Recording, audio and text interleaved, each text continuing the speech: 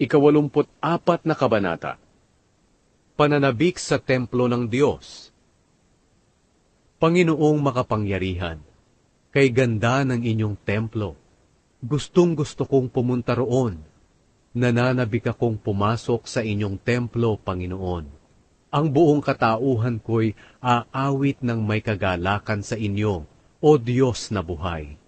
Panginoong makapangyarihan, aking Hari at Diyos, kahit na ang mga ibon ay may pugad malapit sa altar, kung saan nila inilalagay ang kanilang mga inakay. Mapalad ang mga taong nakatira sa inyong templo. Lagi silang umaawit ng mga papuri sa inyo. Mapalad ang mga taong tumanggap ng kalakasan mula sa inyo, at nananabik na makapunta sa inyong templo.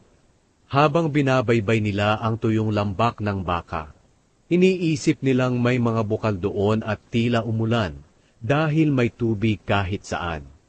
Lalo silang lumalakas habang lumalakad, hanggang ang bawat isa sa kanila ay makarating sa presensya ng Diyos doon sa Zion.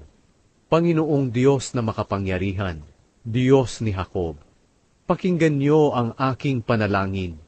Pagpalain niyo, O Diyos, ang tagapagtanggol namin, ang hari na inyong pinili. Ang isang araw sa inyong templo ay higit na mabuti kaysa sa 1,000 araw sa ibang lugar. O Diyos, mas gusto ko pang tumayo sa inyong templo, O Diyos, kaysa sa manirahan sa bahay ng masama. Dahil kayo, Panginoong Diyos, ay parang araw na nagbibigay liwanag sa amin at pananggalang na nag-iingat sa amin.